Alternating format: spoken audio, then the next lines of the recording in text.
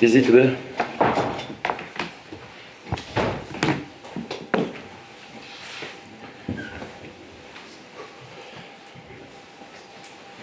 Regis, it's amazing how this till the end just keeps happening, keeps coming true.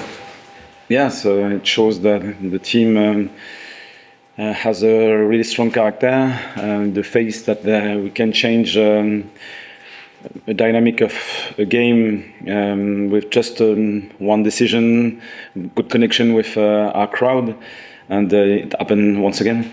There was a period in the second half where it felt like Arsenal were quite dominant, playing really well. Overall, do you think you were good value for the point? Yeah, it's still tough against a team like Arsenal, one of the best teams in Europe. So you have to do a masterclass. Otherwise, it's impossible to win something. I think the first half was well balanced.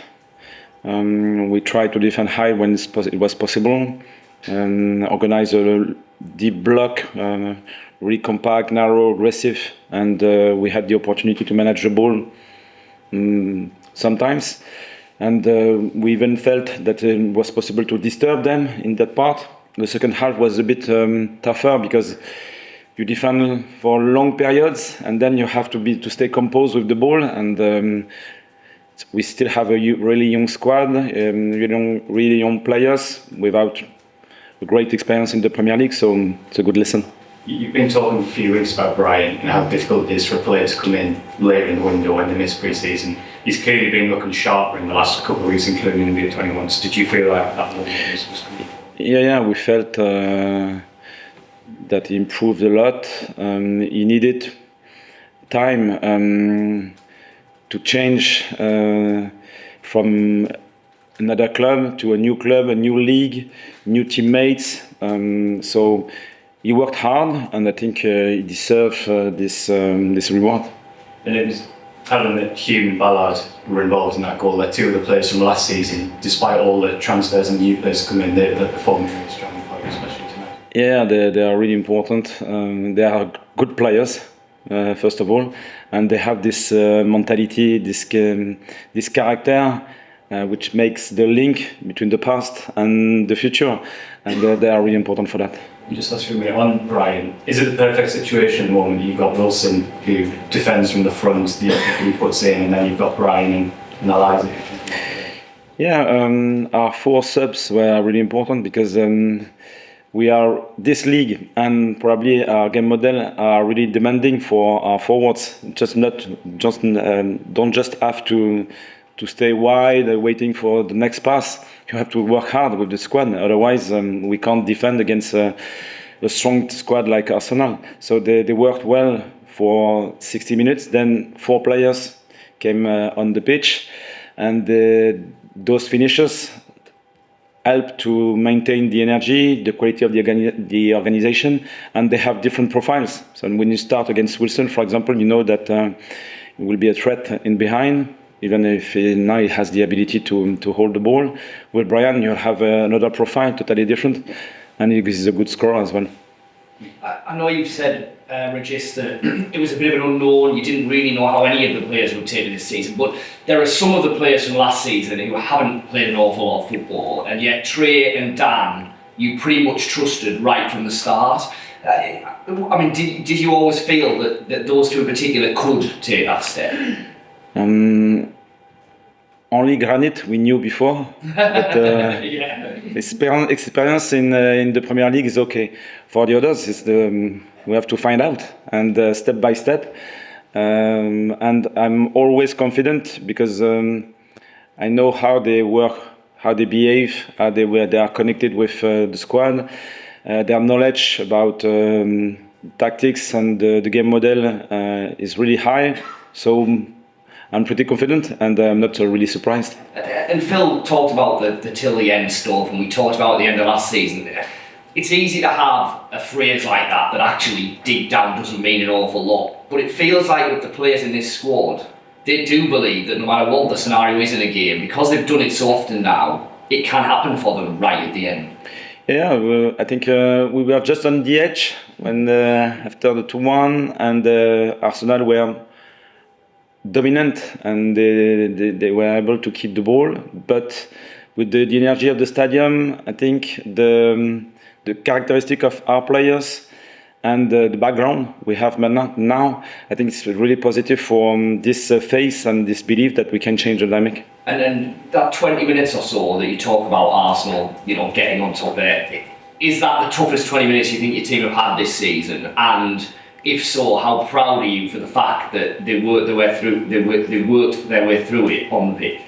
Yeah, a squad like that has the ability to stay composed on the ball, to get high on the pitch, and then they counter-press really aggressively with good organization, and it's so hard to escape this pressure. So after that, you try to go long. If you don't win the first contact, you go again, and you can't breathe, and it was really tough. And but something changed. Sometimes you don't know what exactly, with energy, with just one decision. And happy for our players. Could I ask you about Ballard in terms of, obviously he scored a goal, set up a goal, saved the goal at the end, and he's an ex-Arsenal player. Obviously, did you see what it really meant to him today? Yeah, probably it was important for him. It was really important for Granit, but they didn't get too emotional. Sometimes it's possible. They were just really composed, so they showed their quality, and it was really important for the squad. Yeah, what did it do for his belief in a game like this to have such an influence at both ends, to do that in the Premier League against Arsenal? He's tall, he's big, he's aggressive, and he has good quality. I think he's talented as a defender. I hope he'll continue to grow like that. Regis, if there was an incident to characterise your team, would you say it was the block at the end from Ballard where he throws himself in front of it? Yeah. I was surprised when I started here about their attitudes to defend the goal. And here in Sunderland, we have many players who will give their life to keep a clean sheet or to stop a shot. And it's a question of mentality, it's a question of technique as well. And for example, Trai, Ballard, Luke are really good for that. You said, you mentioned the word masterclass just before. Would you say this is your best performance, even though it was only a point, is this the best performance since you've come back up? I think from a mentality perspective, it's probably one of the best, even if we did well before. After that, we have room for improvement everywhere, I think. So it's good for us because we know that we are really young in this league, and we are learning from every lesson. And it was one more interesting step today. Regis, yesterday I asked you about how important character could be in a game like this, and bridging on what you've just said about players giving their all for this club, was that a demonstration of just how strong their character is? Yeah, I think so. They are really well connected. I think we were a bit on the edge, but it's the life in the Premier League, I think. But we found a way to change the dynamic, and it's positive this way. Regis, it's a really good point, but obviously as well still unbeaten at home in the league this season. Just how much of a fortress is the Stadium of Light? Because it seems every single game, suddenly the fearlessness and the bravery gets more and more from the players who play at home. Yeah, I think the energy of our stands, our fans, is really important. We can feel it. I spoke about this topic before. When you are on the pitch, just one tackle, one decision, one counter press, you go in behind and you try to change the dynamic. When you feel the crowd, it's so noisy that I think it helps a lot, and I hope it will be the case later again. Speaking of home comforts, the advertising hoardings seem to be a little closer to the pitch than usual. Are you sure? Seem to be, yeah, in a fair bit. Do you know anything about that? Must have been the wind. No. Probably. Yeah. Just a quick one, obviously.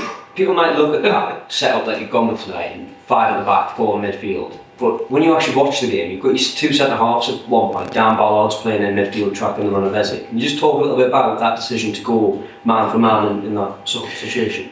Yeah, it's probably now in football, in the modern football, you don't have only one structure.